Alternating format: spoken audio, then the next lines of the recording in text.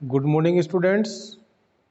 मैं संदीप कुमार आज आपके लिए लेकर आया हूँ जो हमारा सब्जेक्ट है बेसिक मैकेनिकल इंजीनियरिंग।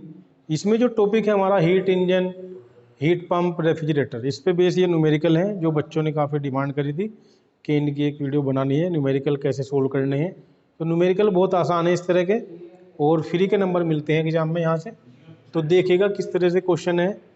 ए साइक्लिक हीट इंजन, आपके सामने लिखा है कि a cyclic heat engine operates between a source temperature of 6 degree Celsius and sink temperature of 30 degree Celsius. What is the least ratio, what is the least ratio of heat rejection per kilowatt net output of the engine.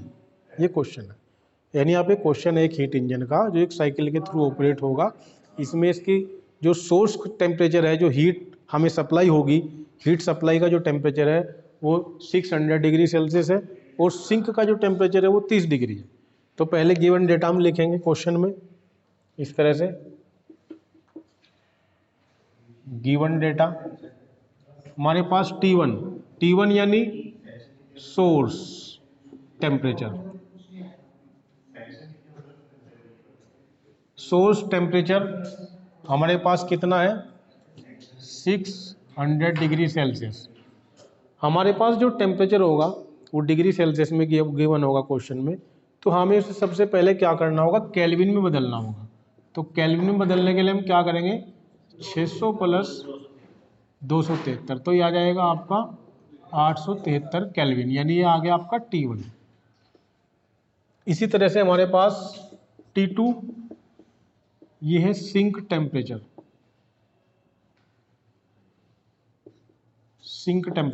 Sink temperature हमारे पास है 30 degree Celsius. इसको भी हम किस में convert करेंगे, kelvin में। तो ये कितना आ जाएगा आपका 303 केल्विन, ये है T2।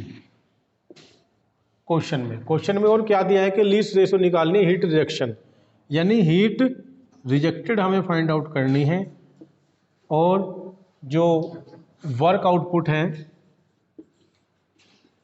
वर्क आउटपुट यानी वर्क डन, यानी कि नेट वर्क कितना है पर किलोवाट लिखा है। यहाँ पर क्या लिखा है आपका, पर किलोवाट, यानी हीट का रिजेक्शन निकालना है हमें कितने किलोवाट पर, जब 1 किलोवाट जो है उसका टेम्परेचर होगा, किसका टेम्परेचर, सिंक का, ठीक है।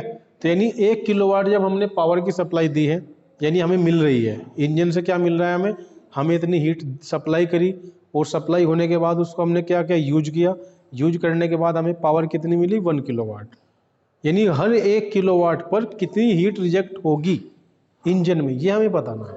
तो इसका जनरली जो डायग्राम है वो इस तरह से है कि हीट इंजन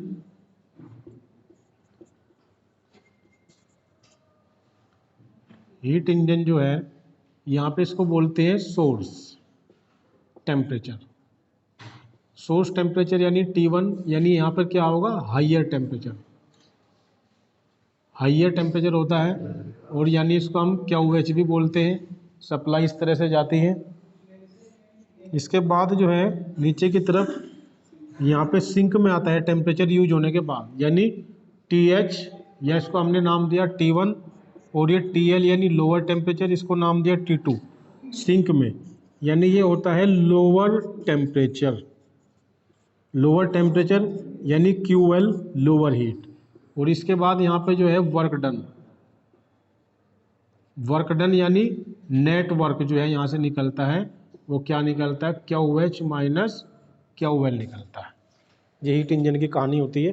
तो यहाँ पर जो है पर किलोवाट, तो पर किलोवाट यानी नेटवर्क कितना है हमारा 1 किलोवाट हम एज्यूम करेंगे। सबसे पहले हमें पता होना चाहिए हीट इंजन की जो एफिशिएंसी हम निकालते हैं वो क्या होती है, वर्क डन अपॉन में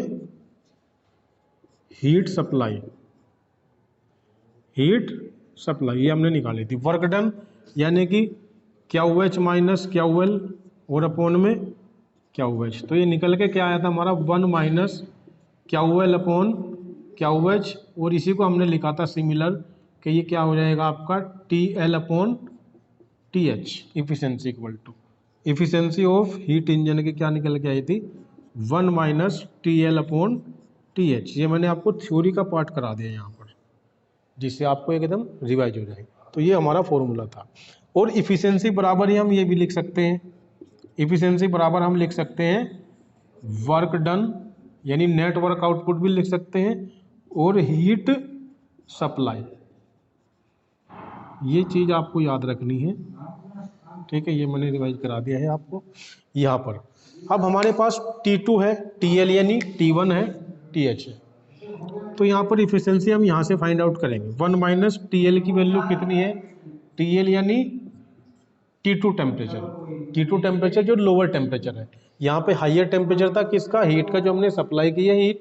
सप्लाई होने के बाद उस हीट का हमने यूज कर लिया, जो रिजेक्ट होकर हीट गई है वो सिंक में गई है, ठीक है। सिंक में जाने के बाद फिर वो हीट होगी लोअर हीट, यानी उसका टेम्परेचर कितना होगा, लोअर, ठीक है। अब यहाँ पे 1 माइनस हमारा TL कितना है, TL है 303 और TH हमारा है 873। अब इसकी जो एफिशिएंसी आई है ये निकल के, ये कितनी आएगी, इसको हम कैलकुलेट कर लेंगे। 1 माइनस 803 बटे 0.653, 0.653 ये निकल के आ गई इफिशियंसी हीट इंजन की, ठीक है। अब इस इफिशियंसी को हम यहाँ पर पुट करेंगे। वर्क डन हमारे पास, ठीक है, इस इफिशियंसी को हम यहाँ पर पुट करेंगे, यानी वर्क डन हमारा कितना है, 1 किलोवाट।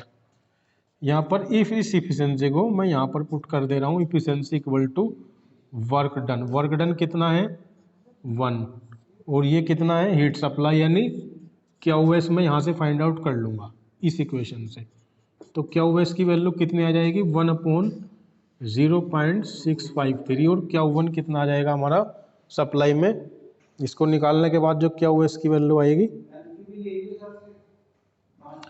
1.531, 1.531 किलोवाट। ये QS हमारा आ गया, QS हमारा आया है 1.531 किलोवाट। ये QS हमने निकाल ली है कहाँ से, हमने इफिशियंसी फाइंड आउट करी है इस फॉर्मूले से।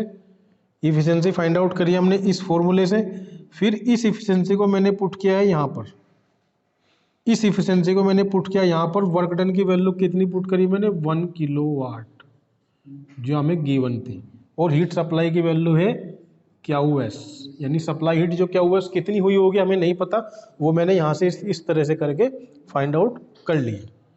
तो QS मैंने निकाल लिया, लेकिन मुझे पता है जैसा कि डायग्राम में है कि वर्क डन कहाँ पर लिखूँ, ठीक है, यहीं पर लिख दे रहा कि नेट वर्क बराबर QS minus QH, QS minus supply heat, यानी ये क्या है, QS सप्लाई हीट। कंफ्यूज ना होना आप, यहाँ पर इसको लिख सकते हैं हाइयर हीट, या इसको सप्लाई हीट भी बोल सकते हैं। हीट सप्लाई कितनी हो रही है, supply heat, QS minus QL, और इसकी वैल्यू 1 है। QS कितना है आपके पास, 1.531 माइनस QL, तो यहाँ से मैं QL निकाल सकता हूँ। इस QL को मैं इधर ले गया, प्लस हो जाएगा, 1 को इधर ले गया, माइनस हो जाएगा। तो कितना आएगा यहाँ पर, QL आ जाएगा 0.531 किलोवाट। तो इतनी जो हीट है वो क्या है, रिजेक्टेड हीट है। ये क्या आपकी रिजेक्टेड हीट है। तो क्वेश्चन सभी को समझ में आया होगा, आई होप। तो नेक्स्ट क्वेश्चन देखते हैं इसी तरह का, इसी पे बेस।